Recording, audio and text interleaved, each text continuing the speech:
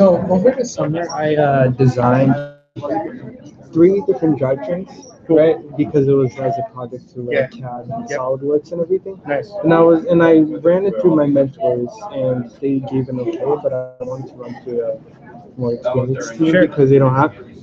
Is there a way you guys could give me an email so I can send it to you guys so you guys could give a quick? It's just neutrons@gmail.com. Okay. Pretty easy.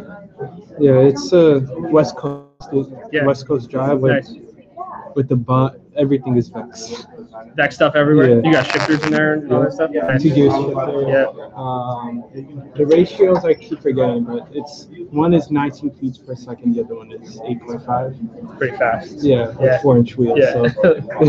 So the way that I was designing it, it was towards this year's game. Yeah. Because last year we did all right. Yeah. Right? We got like 15th place in our division. Yep. In St. Louis. Yep. Anyone that's we decided. Well, I decided I wanted to learn more about CADing instead of just sticking to Kitbot after doing it for 2 years. Yep. So I tried to design a low maintenance, low profile. Yeah, off the shelf stuff. That's the way to go.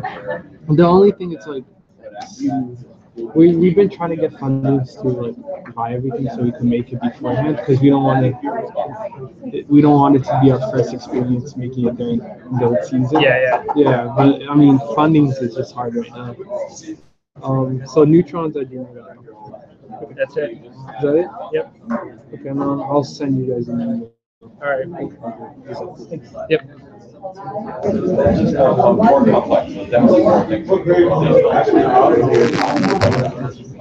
Yeah, we already did that.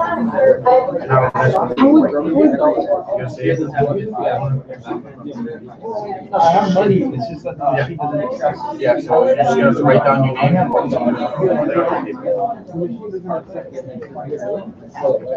Maybe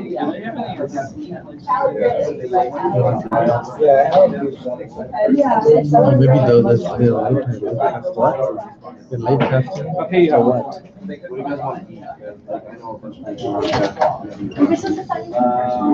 Yes. So there's a store. It's not too far down from the street over there.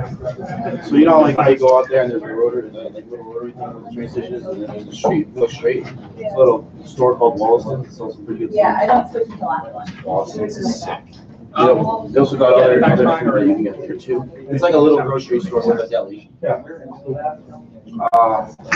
I'm not sure, but Right out the hallway. I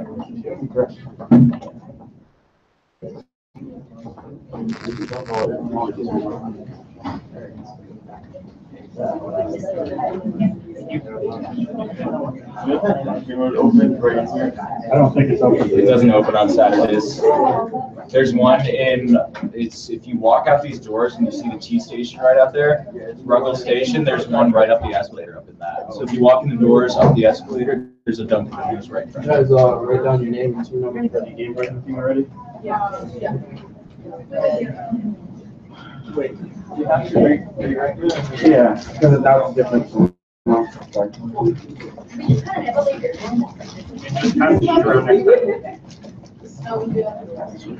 Yes. Not, I would absolutely live it, have my state of mind. Yeah.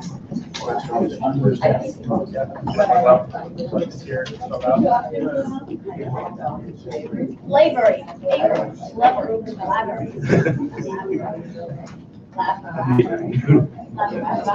Behind you.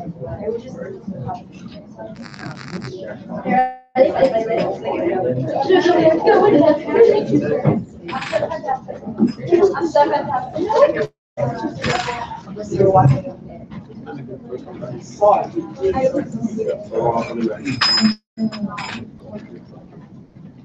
All right.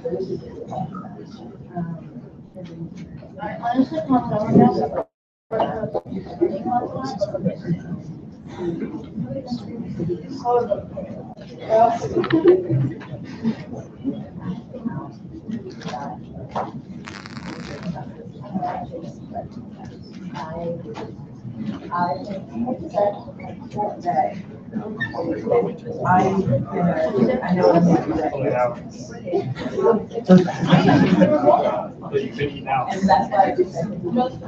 don't have enough money to do that.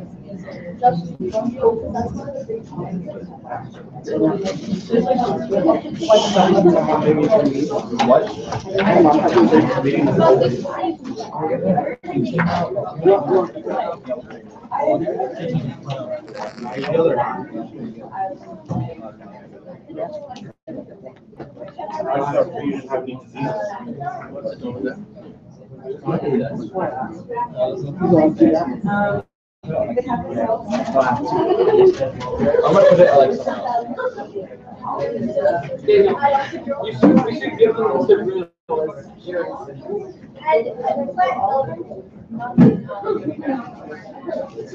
Give her a water.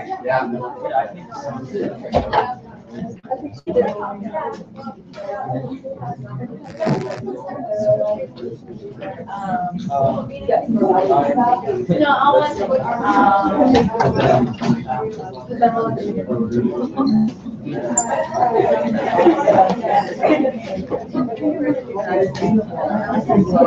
and then the last one.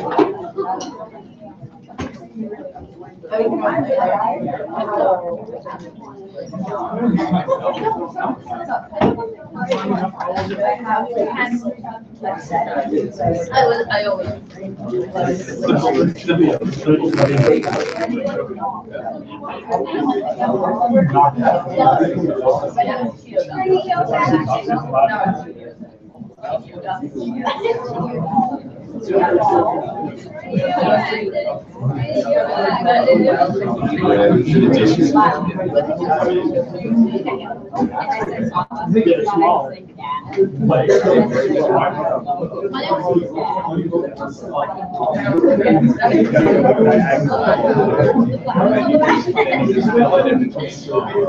I know where I'm going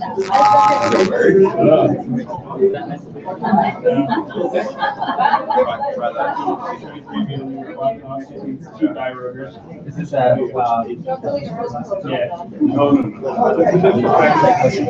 So, you guys are live? Yeah. Just this one? All of it. So does that mean that I'll be Yep, they're all in our YouTube channel. They're literally like if they're done, they're already up. So, yeah, great.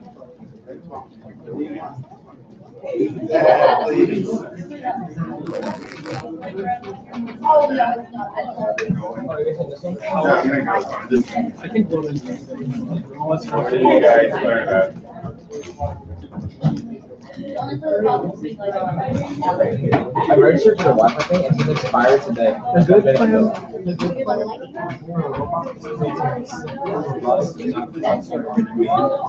you wearing that or? Yeah, that was actually really glad. that was like the main. They'll make a good strategy and then pick robotics better than great.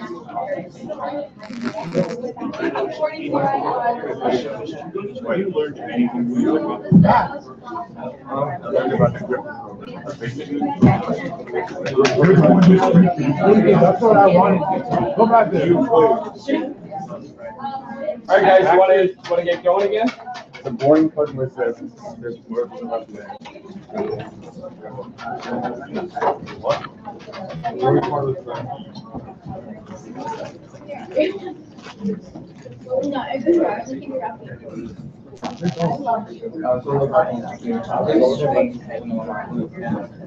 All right, guys. So this seminar is going to be called Gamebreaking. We're going to talk about how we break down an FRC game.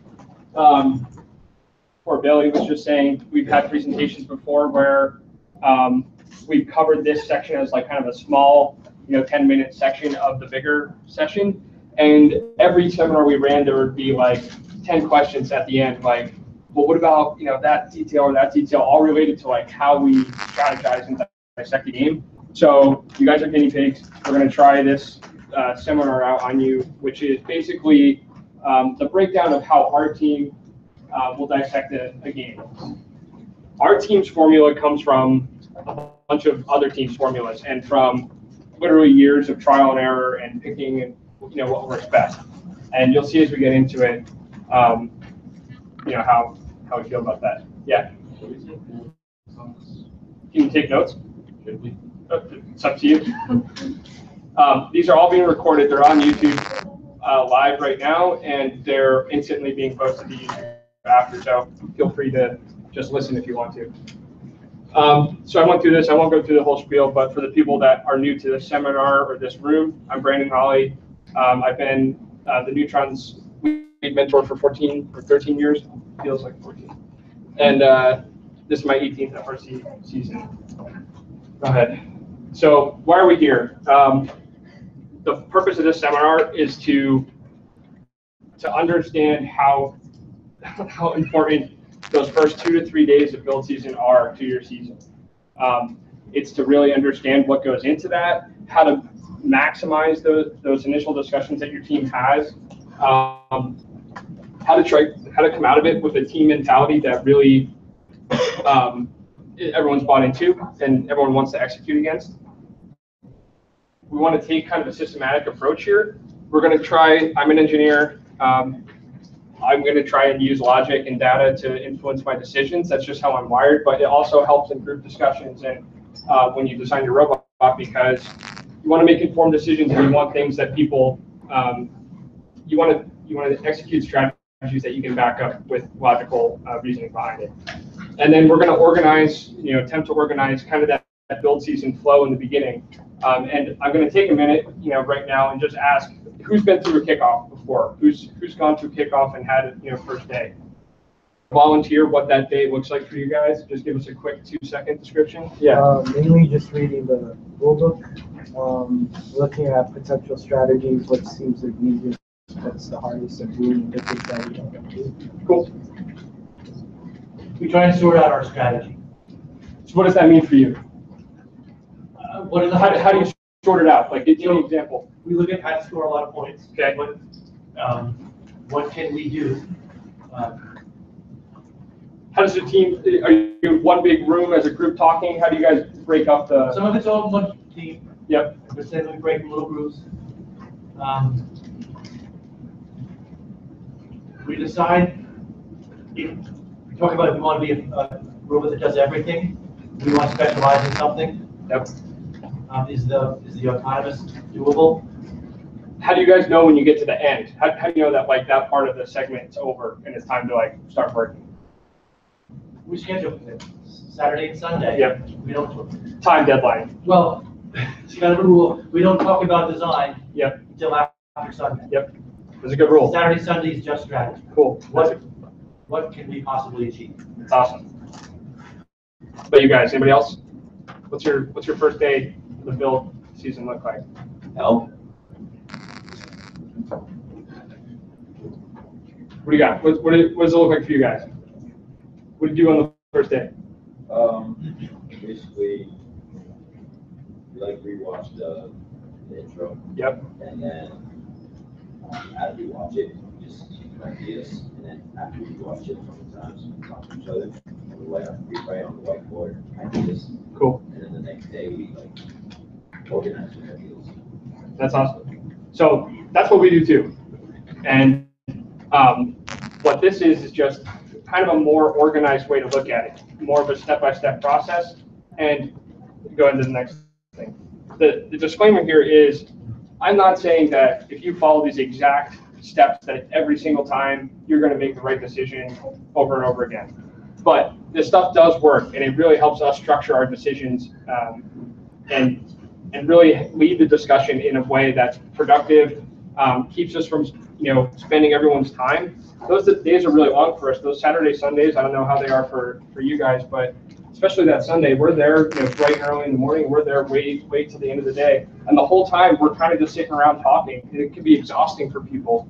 But this is the way that we do it. We're sharing it with you guys. And like I said before, our formula has been how it really came to be. Just years of watching other people's presentations, listening to how other people have done it, trying it ourselves, looking at what worked, looking at what didn't work, what got more people involved, what got the best ideas on the table, what wasted a lot of time, and just trying to tweak it until it felt right. So the point is, with that whole thing is never stop iterating and changing. This is what our process looks like now, and I'm sure as time goes on, we'll continue to tweak it and refine it. You guys should be doing the same thing. So good. With that, this is the formula. So step by step, this is what we do, and some of these things, they get a little ambiguous, and I'll explain, especially when we get down to number 5 and 6. Those discrete steps become harder and harder to like really draw a line between and say this is where one ends and the other begins. But this is what it's all about. So I'll explain each one as we get through it. So let's start with step 1. You're going to use your goals. So we just talked about this in the last seminar if you guys were here. So goal setting is really important, and it's really important for this part of the year because you're designing a robot and you want that robot to fit into the goal that your team has set for itself. So if you guys said that you wanted to, be an alliance captain, that has implications in what type of robot you're going to make. There's some robots that are going to be more likely to be alliance captains than other robots for whatever reason. And that strategic goal that you guys have, that shared goal that the team has agreed upon, hopefully, months in advance, that's kind of the North Star. That's the thing that you always have to come back to and say, is this going to help us reach our goal? Is this going to be the right thing that actually gets us there? So use your goals. Make sure that they're solid and make sure that everyone's bought into them as you're going through the season. You don't want half the team, like I said before, pulling one way and the other half pulling the other way. If everyone's aligned that they want to win an event, then we want to make sure that we're building a robot that's capable of winning an event. And like Bailey said in the last presentation, winning an event doesn't necessarily mean being an alliance captain. Those are different goals because there are robots that just inherently fall, into a category where they're amazing support teams, and they usually, sometimes they are alliance captains, but they're not setting themselves up to be alliance captain. They're setting themselves up to be the best, partner, the best support robot on the alliance, and they have a very, very high likelihood of winning an event. Probably a pretty low likelihood of being an alliance captain. So that's just like a, kind of a nuance. Think about those goals very discreetly. Make sure that everyone's aligned on the same thing. So that's number 1. That one hopefully is easy. Hopefully you've already done that one. All right, so I heard multiple people say this. Understand the rules. The first thing you guys have to do as a team is become rule experts. The objective here is to be the rule expert. You want to know that if we do this, during a game, that it's legal or not legal. The robot can be, expand this way or not this way. All that stuff is super, super critical to making a group decision. And you have to help each other. So what we do is, as soon as the video and stream is over, we'll get in a room and everyone will just start reading. And we'll spend, time eating lunch. Everyone will sit there, point out interesting things. Usually there'll be, some terrible jokes told, as the day goes on. But we're sitting there, we're reading the manual together. Usually one person has it up on the screen like this, and they're like reading it on the screen, and other people are either looking on or reading it themselves and then pointing out rules that come up as they go along. Try to parse out the things right away that are just going to be like illegal. And this is not a knock on new people, but people come into first and they go, oh, this is like BattleBots, right? Let's just flip all the other teams over. Like, okay, let's just get that one out of the way. We can't do that. Here's if you need a rule, it's, whatever T1 or T8, whatever the rule is. So we can't do that. Try to get that stuff out of the way. There's going to be unknowns. There's going to be things that aren't covered in the rules because writing a rule book is really hard. And there's going to be plenty of team updates that come down the way. You're very likely going to find something that's a question that's really ambiguous, hard to pull out of the manual, or just like completely missing from the manual. Write those things down. Those are important because they could influence a design choice down the road. And we only have a couple days to get our act together, so we need to be, pretty clear and organized about how we're doing this stuff. Hold on, go back. The last piece is, yeah. How do you kind of tell the difference between like sort of a rule that they left out and they're probably going to fill back in later that you can kind of break the game with, or like a rule that's basically a loophole that you can? Yeah, that's a super hard question. And I'll tell you with full honesty, like we've had that stuff happen before us on our team. In 2010, we thought we had something that broke the game, and we went for that kind of hard to beat strategy, indefensible strategy, and it was ambiguous in the rule book.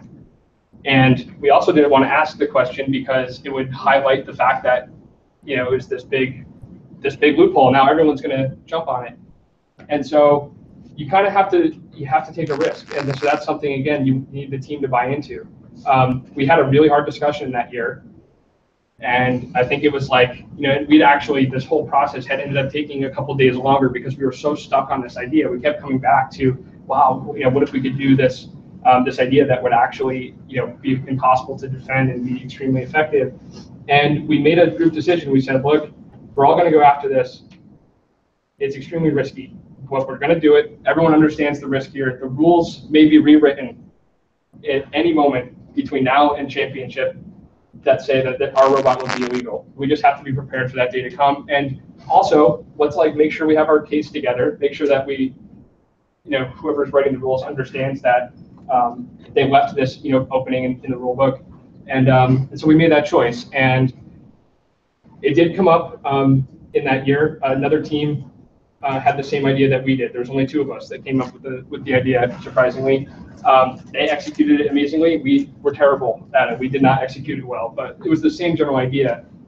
And when it came out, they did it in the first week of competition. It was one of those things that just took off in the community. People were like, "Oh my God!" There was clones and copies starting to pop up everywhere. And then, of course, the rule legality question came up, and it was clarified that it was a legal strategy. But those were really nervous times for us. So just know that going in, especially if you find something that's that teetery, there's a risk that it could fall apart, and you could mitigate that by trying to ask the question early, which a lot of people will do. And the way games have been created, especially in the past 4 or 5 years, FRC has gotten really good at closing up a lot of those loophole type strategies. So I'm hopeful, fingers crossed, stuff like that doesn't happen, because it just puts you in this predicament, what do we want to do here?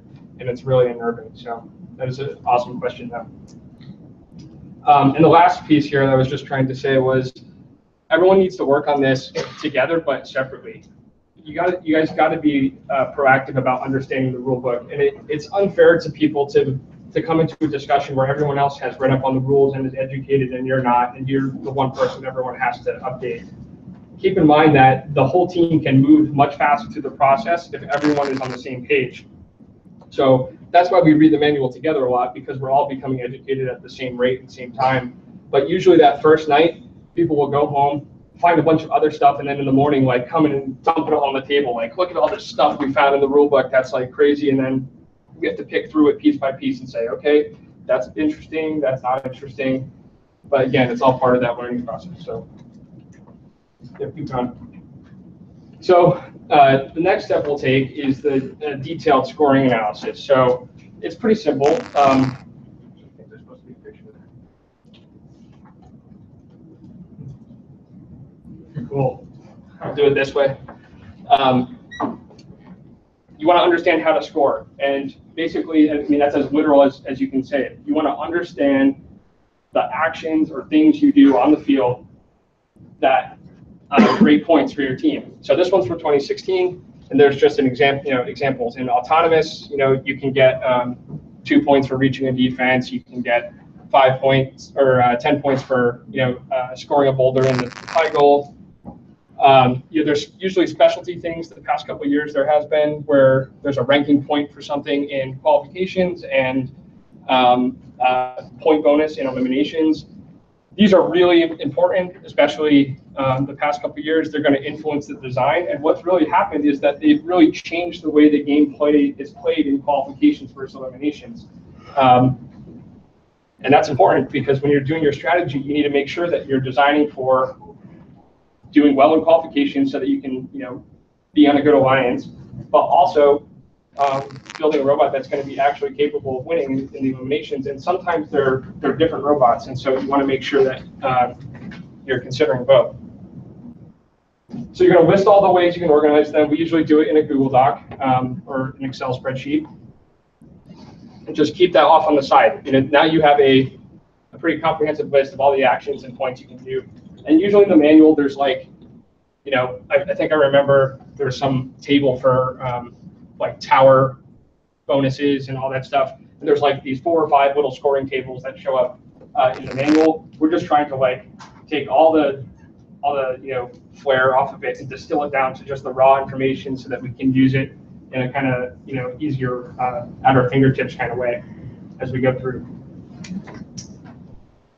So then we're going to outline our robot skills, and this is this can seem really tedious at times, but it's also a really important thing, because what we're trying to do ultimately at the end of this activity is build a robot spec sheet and know that that spec sheet that we built would create a winning robot. That's what we're trying to do. Build a robot spec sheet of a team and robot that wins. So you're just going to write a list of everything a robot can do on the field to complete game objectives. And then you're going to identify, that's supposed to say which skills, not which skills, which skills are required for which tasks. So very simply, we're going to cross the low bar. We need to be able to drive. We also need to be able to drive up a ramp. And we need to be able to limbo, which means be low enough to go under the bar. So this was the list of things that we made. Here, drive over the bump, drive on a ramp, receive a boulder from the human player low, receive a boulder from the human player high, pick up a boulder, shoot a boulder, let go of a boulder, hold the drawbridge open for others, drop the drawbridge from the middle station, from the middle zone, lift the portcullis door, push down the ramps, the CDF, lift the French ramps, hold the other door open, limbo, defend, dislodge itself, dislodge others, etc. So you get the idea. Like, these are very discrete, very singular tasks that a robot does. But then we look over here and we say, okay, what do we have to do to be able to complete the game objectives that score points?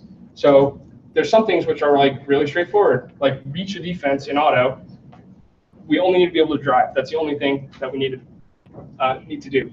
And then you look through here and we can see some common themes, like to cross the rough terrain and cross the rock wall and cross many of these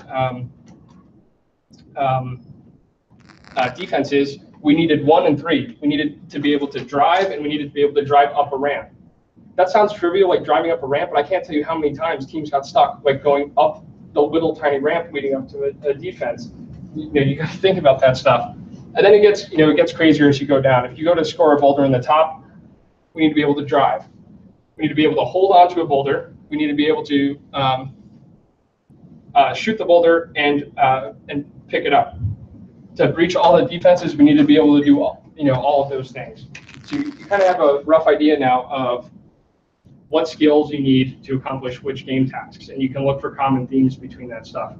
And now, when you have these, as we get into the next section, as you have these group discussions, everybody is on the same page as far as like what action you're talking about doing.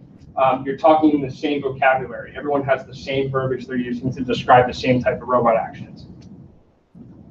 So this is one of the funner parts for us, and it's the part that probably takes the longest, I think.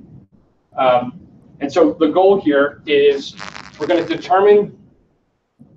to try and figure out that at the end of the season on Einstein, or at a regional final, what that match looks like and how many points the teams are going to be scoring in those matches.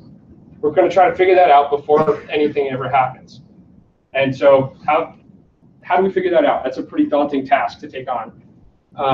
We're going to do it using time analysis, and I'll explain what that means and what that looks like going forward. But when you're doing this, I heard you guys mention you divide into smaller groups and then maybe come back to a big group. We do the same thing because it helps facilitate group discussion. Some people are shy. You want to hear everyone's voice in this stuff because everyone has kind of a unique perspective on things. So we often will divide into smaller groups, then get back together, and then divide into different groups, and then get back together, then divide back to the first groups and get back together. And we'll just come together and apart, 3 or 4 times throughout the entire day.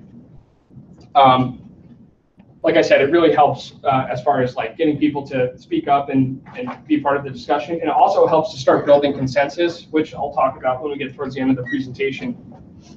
You're going to dissect large-scale philosophical arguments into small, tangible pieces. So if someone said last year, like, fuel robot versus gear robot, no one has seen a match yet. No one knows what the task actually looks like. No one's even shot a fuel ball or picked up a gear or tried to pick up a gear. No one knows really how hard it is or how a match is going to play out.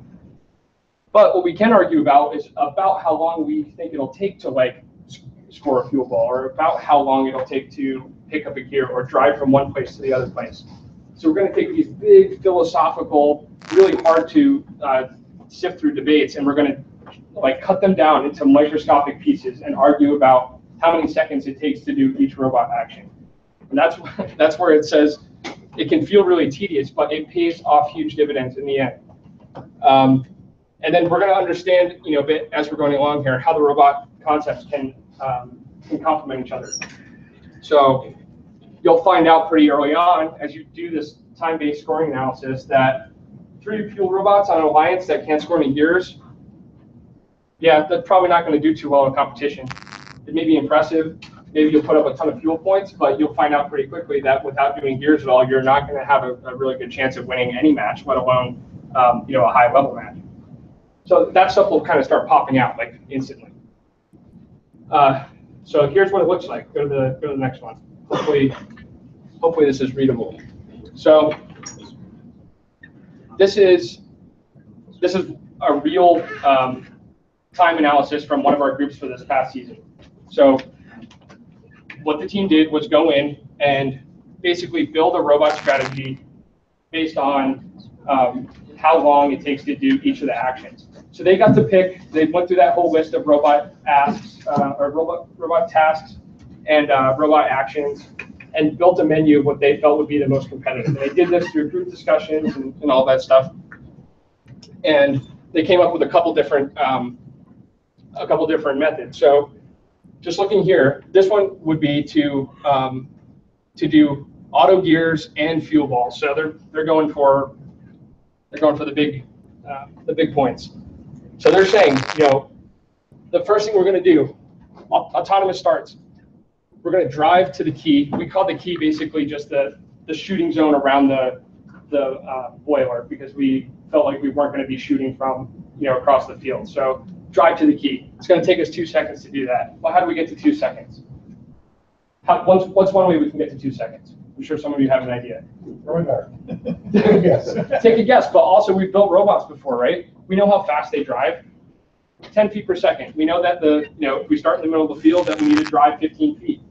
And we also know there's an acceleration in there, and that it's going to take a little bit to get going. So we say 2 seconds. If we're off plus or minus a second at this point in time, it's not totally critical, but we have a big idea of what autonomous is going to look like. We have 15 seconds to do this, so we need to start parsing out what those 15 seconds looks like. Then we're going to take 2 seconds and we're going to adjust the robot. We're going to aim, maybe spin up a shooter, stuff like that. That's kind of just based on previous robots we've seen, experience ourselves doing it. Back the year before this, so this is all for 2017 for Steamworks. The year before that, we also had a robot that had to pick up a ball, line up with a goal, and shoot it. We knew how long it took us in general to line up and shoot a ball, and it took about 2 seconds for us to line up to the goal and start shooting. But now we're also going to shoot 10 balls. And these guys were really ambitious. They said to shoot 10 balls, they're going to do it in half a second. So if you're doing the math at home, that's 20 balls per second. So these guys were ambitious. I'm thinking this was Peter's group, maybe. So then we're going to turn around and drive to the gear delivery peg. And remember here, we're not yet talking about how the robot's going to accomplish all this stuff. It's just saying this is what the robot could do. Yeah, there's vision in here, there's motion profiling and drivetrain control and trajectory. All that stuff is built into what these guys are building out. But they're just trying to build the best robot that they can see in the field. What's the actual point threshold that we can get to realistically? So they're going to take 3 seconds to turn around, drive to the gear delivery, place the gear, then cross the baseline and deliver the gear in the other 3 seconds. And all of that with their time that they use, they've looked at 4.5 seconds to spare. Look at you guys. 75 points that they said that they scored in autonomous. Okay, this is one group's opinion, and where they got to. You look at what they did for teleop gear. So this one was really interesting for us. And I'm not trying to boast here or anything, but we said on the first day of build season that using this time-based analysis, that a team would be able to deliver 5 gears a match. They would be able to cycle 5 gears. That was pretty right on. Like most teams could do 5. Some teams could do more, on some things, but the average team was doing 5 gears per match. The average, eliminations team. And that's all based on time. So they went over here, and here's the details on the gear cycle.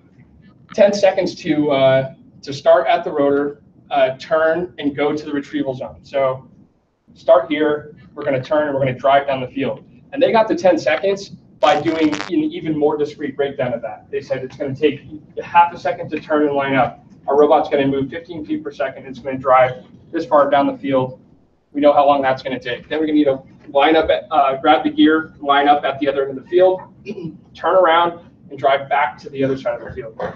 So that's going to take 10 seconds to do that back, and then we're going to really quickly drop the gear on 1 second. And so it's going to take us 22 seconds per gear cycle to get a gear and start it all over again. So they're always, in the case of a cycle, you're always ending at the same place you started because you're going to start a new cycle. So then it's really simple from there. You know how much time you have in the match. You know how many gear cycles you can do with that amount of time, and you can find out how many we had. So 5 cycles was possible. They're going to, I don't know what they're doing here. Oh, this was if they needed to do another gear to get the last, their rotor going. And then they did the same thing for a ball cycle. So if they're going to just go and shoot fuel all match. And again, we don't know how the match is going to play out yet, but we're just trying to figure out what it could look like. Go through a ball cycle, and then look at what the auto point, or what the total points can get you. So I think I cut off the bottom. I don't know, that's right here.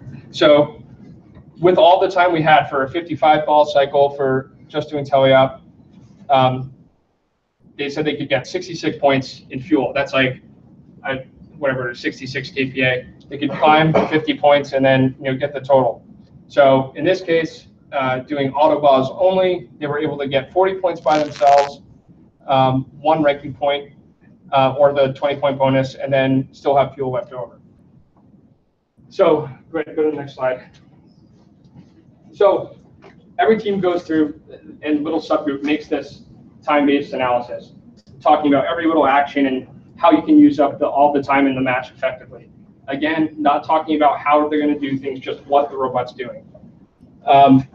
Every group we have come back, make a quick presentation, and this is what their presentation looks like.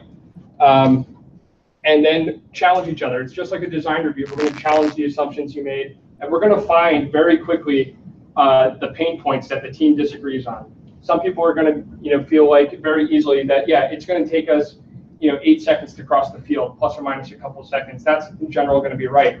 But then other people may find that 20 balls per second is totally unreasonable and it's not going to happen. There's going to be this really, big debate that rises up, and like that's the stuff you're trying to get at. That's like the magic sauce. If you can find those debates where that things are really controversial, you have an idea of what you guys should probably start prototyping and what you guys should probably start figuring out, because it could be the key piece of the game that that's going to be hard to execute, or maybe really easy to execute, and you can steal some points, with a simple mechanism. So this is just what what it looked like. So the question here for these guys was like, should we focus on the gears or the fuel? And they talked about what they're going to do in auto. They're going to go to the lift, attach to the lift, put the gear on. Then go to the key, shoot 10 fuel, and then get points for the high goal, and 10 kPa to make all that happen. So that's what they're going to do for hitting the closest gear, then shooting. We saw that. Plenty of teams would score a gear, then shoot the 10 balls they had. There's the auto where they go to the hopper. The goal is to score 60 fuel there, so they're going to collect all the fuel from the hopper plus the 10 that they had, shoot points into the high goal. They assume some efficiency. I think we had standardized on that, because we have such a big debate how accurate we're going to be. again, one of those things we should really prototype, because some people felt we could be 100% accurate. Some people felt like 20% accurate would be, would be good. So really widespread there. That was something we needed to focus on, something we needed to prototype. So they broke this down. Here's what we would get. We would get the ranking point if we were able to do it. Shooting from the wall, there's another one. And then, same thing for teleup. Here's what we would do if we went to the hopper, scored just fuel and ended up. And then this is what a gear cycle looked like. So these guys said that they could do a gear in 13 seconds. Kind of a discrepancy. You remember the last group, they were doing it in 22 seconds. So, all right, there's something here that we're not agreeing on. That's probably something we should prototype. That's probably something that we should really figure out if we can do in this time or that time. All right, go to the next one. Does anyone have any questions about the time analysis? All right, it's yeah. Does it assume a particular design already or no? What's that? Does it assume particular design? No, no, it's just what the robot could do in a match. We're not assuming that it has the capability to do anything or not. We're trying to get to that point where we can say, here's what the robot will do. Yeah, that's what the end game here is after these first couple of days. And that's probably the hardest thing to get through the kid's head is like looking at this strategic analysis, and like it's hard because all they want to do is think about these mechanism designs, be able to like nail it into their head that at this point in your design process you're dreaming of sorts. Like you have to focus on it and say, all right, let's think I have the perfect robot, a robot that can do anything I want. What do I want it to do? And that's you have to come from this do everything perfect idea and narrow it down into this realistic thing that you believe you can actually build. And that's what the timing analysis helps you to do. Yeah. I have a kind of related question. Who do you have in the room when all of this is happening? Everyone. So just the entire team. The entire team. Is affiliated with the team. Yep. That anyone who's going to be contributing to the team through the build season, who's going to have a part in robot construction, mentor, parent, student, whatever. So it is the people that are a part of robot construction. So Well, we also have a bunch of students who are just doing communication or. Yeah, but they're part of the team too, right? And like they need buy-in into what the team's doing on the field. That's a big part of the team culture thing, because you don't want, what you're trying to avoid is a situation where the team gets divided in some way and you pick a robot strategy that was not optimal, and you go out and you don't do well on the field, and one half of the team is blaming the other half for picking a wrong strategy. It's like, no, we're all in this together. The team is definitely more about robots, but the robot is the center point, right? It's the hub that's pulling everything together. We're all contributing to this thing, and we're all contributing. And it's super important to have these people that aren't mechanism focused in this group, like we were talking about before, because you can't be focusing on these mechanisms. You have to have this almost dreamy aspect about this robot that you're looking at. And these people that are, maybe business focused, or maybe they're focusing on the chairman's award or something like that, having them in the room is having a sort of mediator, because they can look at this and they're a good person to bounce back on and say, all right, let's let these people talk, and let's let these people bring us back to this, dreamy, state of only looking at, outcomes of what a robot does and not looking at a robot. They can look at this and say, I have no idea how a robot works. I don't know how to build a mechanism, but they can look at it and say, but I know how a game works. I know, how a robot can score points, and how these points can get us to a win. That having those people in the room will actually help drive this not mechanism driven conversation. Cool. So I said at the very beginning that these steps become murky sometimes, and the most murky is between steps 5 and 6. This is where it's really, you can do the time-based analysis, but going to step 6 and then step 7, you'll see how it's kind of hard to draw the line sometimes. Step 6 is robot and alliance conceptualization. So we're trying to determine what wins. And so we now understand how teams can score points. We think we have an idea of what at least a really solid team can do. There's going to be teams that over deliver to that. Like I said, we estimated that teams could do 5 to 6 gears a match. There were teams that did more than that. They weren't common, but there were teams that did more than that. But this is we have a good idea of what solid teams are going to do. So we're going to go in now and we're going to brainstorm what combination of robots work together to score the most points. What does that alliance look like? So, like I said at the very beginning, having 3 robots that are just fuel-focused robots, it's very obvious straight on that 3 fuel robots on an alliance is not going to do well. It's some combination of fuel shooting, gear scoring to maximize all the point potential that's out there in a match. So, going back to the 2016 example, there's concepts, you could do a robot where all you did was do the low goal and climb. That was your MO. You didn't try scoring the high, you crossed defenses and you scored boulders in the low goal. Using that time-based analysis and all that, you'll get to a point with how many points you think that thing's going to score and what it does on the field. So in this case, it did 47 points, plus it captured the tower, meaning that it took the tower health all the way down. You can do a defense bot, so just a short defense bot that went under the low goal. That's all it did was get your low goal crossing, 20 points. And then there's all these other ones. There's the shoot and climb, one that can shoot, only crosses a single defense. Maybe it's just a low goal, maybe it's one of the other ones, and captures the tower. Well, if you look here, the shoot and climb, just a single defense, has the most point potential in one robot.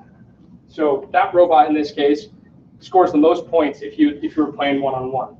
But we're not playing one-on-one, we're playing 3-on-3. So we know that putting 2 of those robots together isn't the best strategy. We know that you've only breached 1 defense in that case. So, or in this past season, if you had 2 fuel shooters, yeah, you got your 40 kPa, but you're not doing anything on the gear side. You're not activating rotors. You're not getting that rotor bonus or working towards it at all. So we already know that our alliance is different robots. It's not the same robot that does the same thing at the high scale. And as time goes on, teams will converge. Teams will be able to score 40 kPa and score gears. But at the beginning, and especially as you're looking at how you're going to fit into an alliance, you want to have that idea of how you guys are contributing to an alliance. And it's usually easy to have, or it's better to have that one thing that you guys just absolutely are great at, and that room for improvement, that thing that you're continuously working on in the background, but you always have your bread and butter there, the thing that you just can do all day and all night, right there. So we're going to look at robot strategies and how they, of all types, and that, like I said, there's some up here that's just a defense bot. Look at it, you're going to encounter it. It's good to know that you have all that. And in whatever capacity you have with the time-based analysis or with, Bailey mentioned like human bots, it's pretty common. People will use rolly chairs and they'll push each other around and try to understand how a game will play out. Try to simulate how a tournament's going to play out. What type of robot beats another robot? One-on-one, what does that look like? Which robot's going to seed number 1? And that's where, the bonuses for ranking points and stuff like that is really important. So if you guys went through last year, it was pretty obvious to us very early on. The robot that seeds number 1 is the robot that can do 40 kPa every single match. You're getting an extra ranking point. You guys can't do 4 rotors on your own. No one can. No one can do that. So you had a better chance of seeding number 1 if you could do 40 kPa. Now you could say that being an alliance captain seeding number 1 is the best chance to winning an event. It's probably true. I haven't done the statistical analysis there. But there's other ways to win an event, and being a really strong gear robot, and this goes back to our previous presentation, being a really strong gear robot, fitting into that cog of that machine that's really well oiled, is probably a less risky path, and obviously it's less technically complicated than building this fully autonomous, must score all of them in auto shooting robot. And those are many teams tried to go that first route because if they knew that 40 kPa doing that every match was the way to go and they would seed 1. But we saw for many, many weeks of the season, gear robots were seeding number 1 because all the shooters couldn't do it. It was a really, really hard technical challenge. And so that's just the type of stuff that plays out. And that's why it's really important to understand this level of detail and what type of robots you're going to see up there. And the goal here is you're going to find out what that winning alliance can look like. And you want to make sure that whatever strategy you choose can be a part of that winning alliance. And there could be different winning alliances. That's totally fine. But you want to make sure your robot fits onto one of those. Otherwise, you're kind of missing the point of actually, picking a strategy. Step 7 comes back to this point. We talked about it already. Understand your capabilities. This goes back to the goals discussion. It goes back to understanding, where what your team has at its disposal, and you want to align on a common understood set of abilities your team has and doesn't have. Good examples of this could be like vision tracking. How capable do you think you guys are at vision tracking? Is it something that you've tried before and you've got it kind of working and maybe you just need to really dedicate to it? Or is it something you have no idea, where to get started? Maybe you shouldn't, design a robot with its sole strategy focused around being able to target a goal. That would just be a choice that doesn't make a lot of sense. It's not going to breed success. You have a strong idea now, having done all this analysis of what robot can win. You have a strong idea of what a winning alliance can look like. These are really important things. And you have to be honest with what your team can do. I use the example of the 40 kPa autonomous versus the single gear autonomous. This is a discussion that a lot of teams had, I'm sure. Your teams that are here probably have the same thing.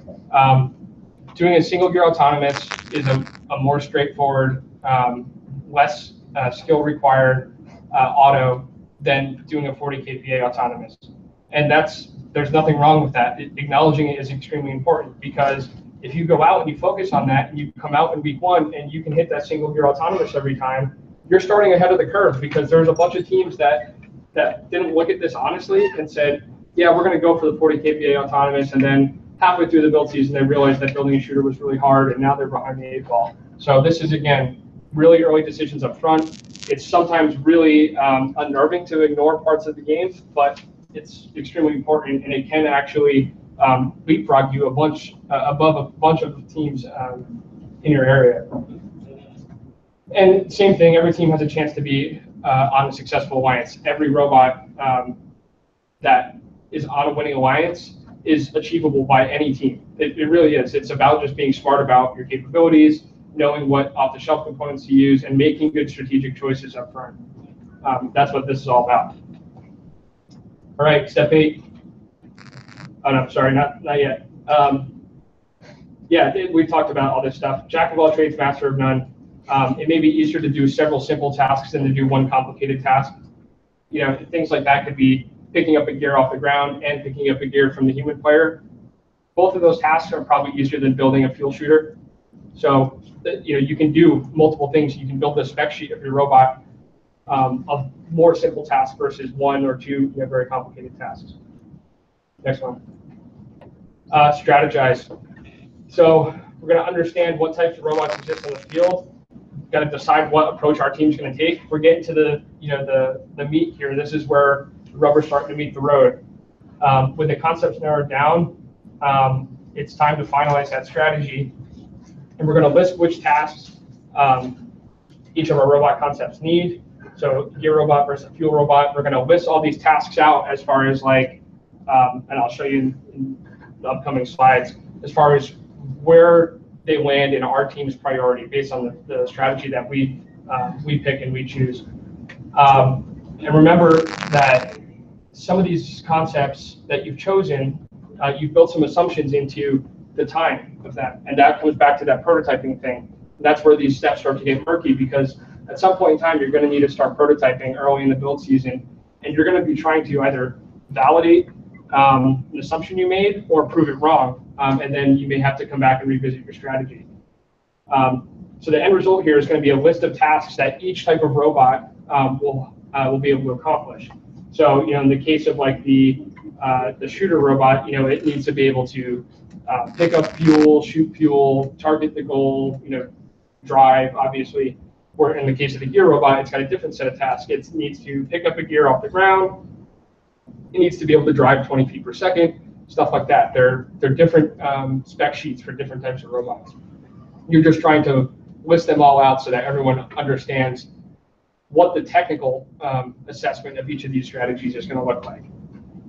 And that gets you to step 9, which is the group decision. and you're building your spec sheet. This is you building what your robot's going to do. It's the moment of truth. You have to pick a direction at some point in time, and you're just trying to do it in a way that's constructive and a way that is most informed as possible. We don't vote, and every team has their own way of doing things. But for us, voting it can be really detrimental. I don't know how you guys have had build seasons before, but we have plenty of students that are there at the beginning of the build season, and then towards the end of the build season, they're busy. They don't realize the time commitment and everything. If everyone has a vote, the same vote on day one, and half the team decided that we're going to go do this fuel shooting robot, and then that half of the team or part of half of that team has disappeared, and the rest of the team is left, holding on to this decision that was made, it doesn't make a lot of sense. So what we try to do is build consensus, and that's really hard. But the way we've done it is by this constant dissecting and reconverging of groups. So you're mixing and matching people. You have these small groups that go off and discuss. It's easier for them to converge and build consensus in that group. Then they bring it back to the big group. And you'll see there's a bunch of common themes that the big group has. But then you also see this list of things that people disagree on. So then you cut the group up a different way. You put them together, have them come back. You'll have all these little debates between everybody. You get to a point where everyone on the team really understands the time analysis, they understand the robot concepts, and it becomes kind of apparent to you what type of strategies are going to be really successful, and then what type of robot is going to be easy or capable for your team to execute. And so it's like marrying those two concepts together that's really challenging. But building consensus is definitely the way I would suggest trying to do it. It is challenging though. And in that, trying to be quantitative is also important. Use facts, use data. Don't say, I just feel like that's going to be a better robot. I just know it. Like, that is so unproductive. Like, what are you bringing to the table? Why is it better? Why is it not better? It's totally okay to have that opinion, but like, let's just base it in some fact and some data so that we can talk about that fact and that data and determine if it is a fact. And this is a big one too, and I've talked about it a couple times, but highlight the nuds. So, nud is something that's new, unique, different, or difficult. Something that's a nud for your team is something that you haven't necessarily done before. If you haven't built a shooter before, that's a nud. If you haven't done vision tracking before, that's a nud. If you haven't ran an autonomous mode before, that's a nud. You want to highlight these because they're going to be important when you make your group decision. If the robot that you choose is just a laundry list of nuds, you're probably going to have a bad time. You want a mix of a couple tangible things that you can really jump on, bite into, and work on with stuff that you can execute against. So, if you've been a kit bot, that doesn't have anything besides just a standard, operator control, no autonomous mode, you don't want to turn, the next season and to say, hey, we're going to do a swerve drive with vision tracking. That stuff is obvious, but there's smaller scales of that stuff that happens, and you'll find out decision lists. Can you go to the next slide? When you get to these group decision lists, that there's areas that you may have to break up because there's things that you say, and I'll use the balls per second example as one. So we had like some really heated debates in our team about how fast you'd be able to shoot fuel. And so we ended up deciding to break it into two categories for our robot spec sheet. That was 10 balls per second versus 20 balls per second. Both of them were pretty high. Most teams that did shoot shot like 4 to 5 balls per second. We probably should have said like 4 to 5 and 10, but we were obsessed with this, and maybe not in a great way, but we were obsessed with this and trying to hit this number. I don't know how it got there, but that's what we did. I think we threw a dart. Yeah, we kind of did. So piece by piece, you're going to build your robot spec sheet from those actions, those early actions that you had of what the robot can do: drive, pick up boulder, shoot fuel, whatever. You're gonna write them all down. And this is our real sheet, our real whiteboard from day 2 of build season last year. And we break them into musts, wants, and nice to haves. And the debate about what thing makes a must and what thing makes a want and what thing makes a nice to have is the hardest debate that we have of the season. And that's where, if you get stuck dissecting them into pieces where there's like a floor where, yes, we can shoot into the high goal at 80% accuracy, and then there's a more of a reach goal, is shooting at the high goal at 90% accuracy, can be helpful because everyone can get aligned that, yes, we need to shoot in the high goal accurately, But to be successful, we only need to be 80% accurate. We don't need to be 100% accurate. That would be nice to have. It would be nice to have. It would be nice to have, 20 balls per second. That's what that that picture is.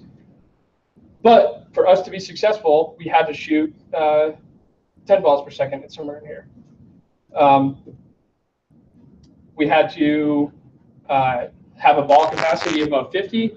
We had a want of a ball capacity of 100 of fuel. What's that?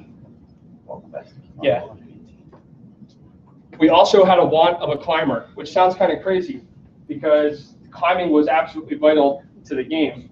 But we actually kind of went through and technically decided that executing a climber would be possible, but it wasn't something that we wanted to focus on early in the build season. We wanted to hit these other high points and make sure that we really captured the other nuts. We had climbed before, we had built climbers before. It wasn't something we were concerned about, so we were okay putting it in the want category where it was comfortable.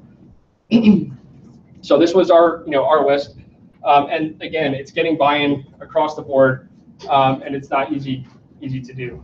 But getting buy-in on everyone on this spec sheet, that's where you're trying to get to. That's where the magic happens. So by the end of this, you now have kind of a period. This is the end of this point for you. You guys have done your game analysis. You've dissected the game. You've discussed it. You have an understanding of where time base is. That's not to say that you never talk about this stuff again. It's a constant conversation. But now you're at a point where, look, we've analyzed the game. We think we have a grasp on it. It's time to go and start prototyping those nudge items, those things that were really contentious debate items. We need to figure that stuff out. And again, this is where you can lean on your experience. We had things like our climber group kind of go off and just validate that they can grab a rope and all that stuff. It wasn't a major focus at first because we had more, bigger concerns, bigger things to go after as time went on. And then we could roll in, the things that were a lower threshold of entry as the time went on. So our focus when we started was all about picking up fuel, sorting fuel, and shooting fuel. But that's just where we started because our whole robot was based on being able to do that in autonomous, and that's where we ended up. But step 10 is where the work kind of begins. And so intense development of those new things needs to start right away. That's the prototyping aspect.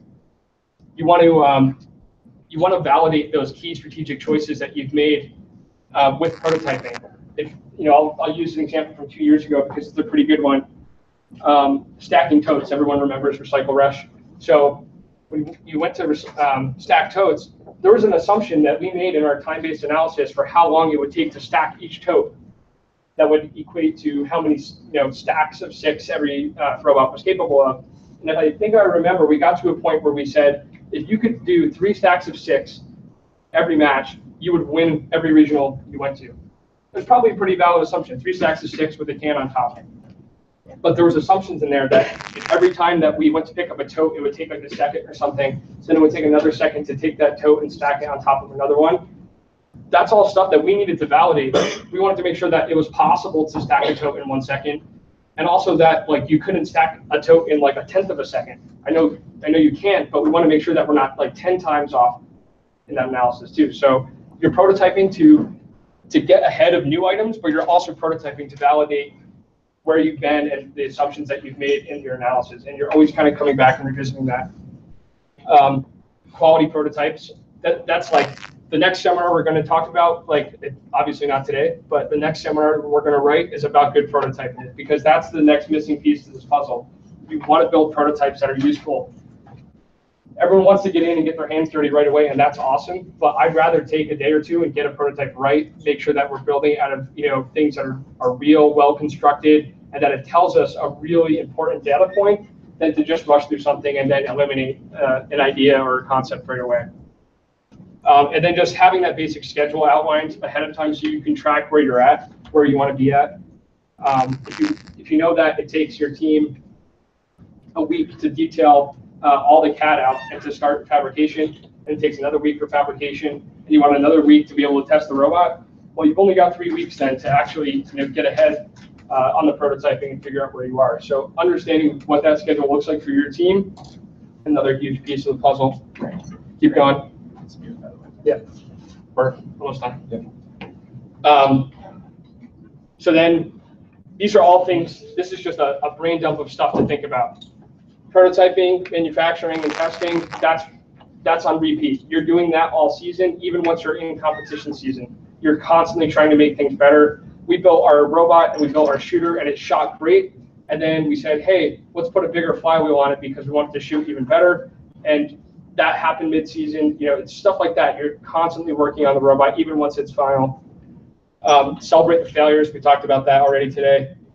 Always be thinking about plan B, even plan C. If this doesn't work out, what can we fall back to? It's good to have that stuff in your back pocket.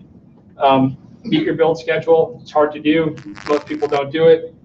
But lining up what you're trying to do and when can also influence what type of robot you want to make. If you really want to be done and you believe that if you had a week or two of practice with the robot before you shipped it anywhere would help you, beat the game or do well with the competition, then you should build a robot that you're capable of doing that. Don't sign up for a bunch of stuff that you haven't figured out before.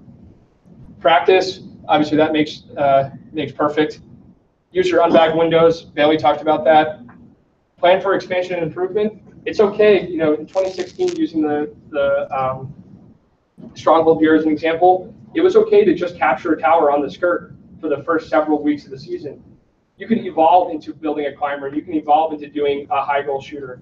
So think about that. Think about, all right, if we nail this part of the robot, what's the next step we would take? And that's where your needs, your wants, and your nice to haves are important too, because it kind of tells you what the roadmap for your robot will look like over time. Event planning, we talked a ton about that, but spare parts, tools, positions, this is all part of the execution phase, making sure that you actually execute on the strategy that you've selected. Be the most prepared team in a match. That's just doing your work ahead of time, making sure your robot's functioning ahead of time. Take scouting seriously, same part of the deal. And then keep your ear to the ground. Listen to the trends in first. Look at what strategies are working. Look at what other teams are doing. Try to stay ahead of that as you go along. That's it. This presentation, keep going to the next one, will be on YouTube. There's the other links and stuff that are in here. You guys can go ahead and look up and go to this one.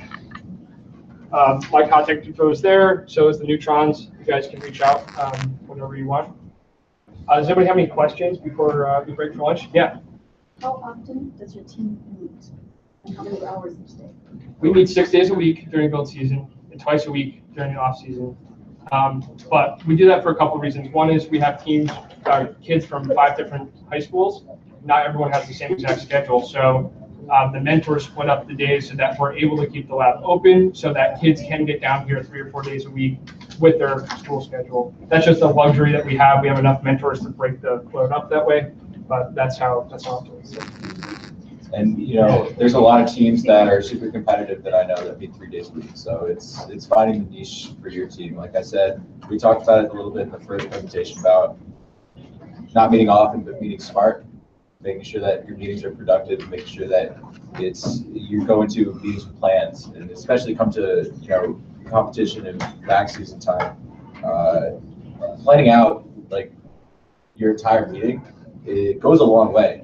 Once it comes to between competition and or between back day and competition, whenever we meet, we have every 10 minutes planned out of what exactly is going on.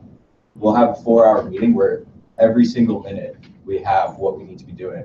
And the meeting we feel isn't productive unless we meet that schedule. Yeah. This is kind of a theoretical thing. Sure. But like the pyramid climb and open descent, do you think that it would probably be more necessary now, knowing what we know from like the last 2 climbing games, to climb more than one level in that kind of game? And so this is the other piece to everything, is that first as a whole is it's not the same every year. Like the slope of team improvement is steep enough that year to year you can see the entire community step up as an average every year. So I think if we didn't know what 2013 was and in January that game was presented in front of us, I think that you would see way more teams climbing, and that would end up start being the tiebreaker between a lot of stuff. So yeah, teams are getting better and evolving. I go back to 2012 was basketball shooting year. There was the teams that did really well that year had vision tracking nailed, had autonomous stuff nailed.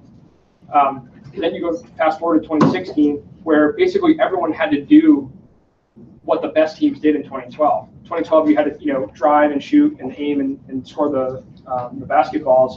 2016, you had to drive, climb over a defense, know where you score where, be able to track a goal and shoot a ball. And a lot of teams could do that. So it's like even in that 4-year span, teams evolved a lot. That's just going to keep happening, especially off-the-shelf items, better libraries. Vision tracking is becoming easier and easier to execute. All that stuff is just going to keep evolving. Yeah. What was the loophole you found? So what? The loophole they found. Oh, so we were playing with, so the game was a soccer ball year. We were playing with the soccer ball, and someone realized they were standing on the tower, like the climbing tower. They were standing on it, and someone just like dunked the ball off the barrier and rolled it right into the corner goal.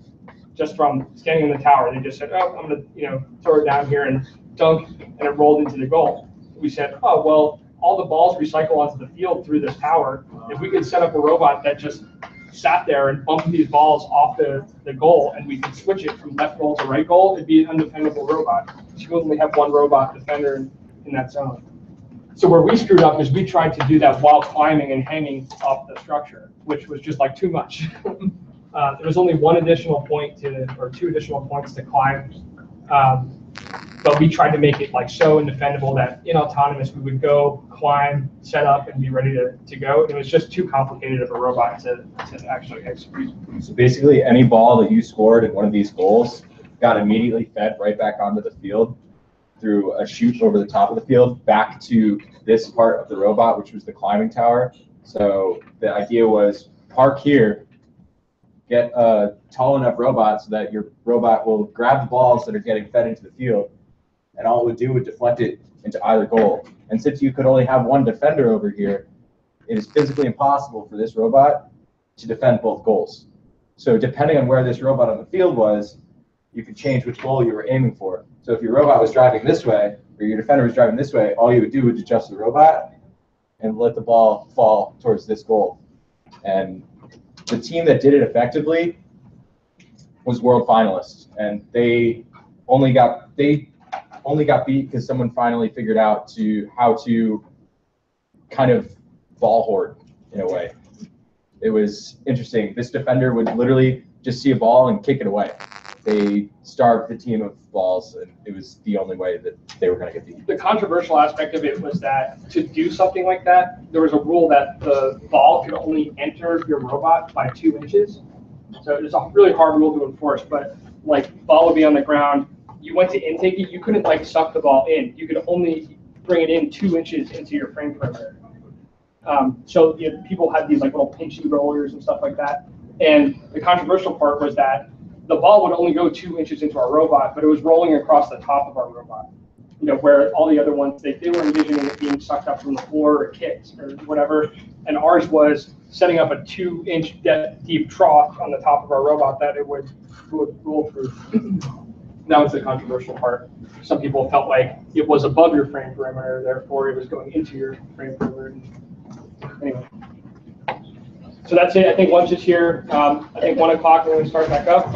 Thanks, everybody. 2:20 is the lunch break.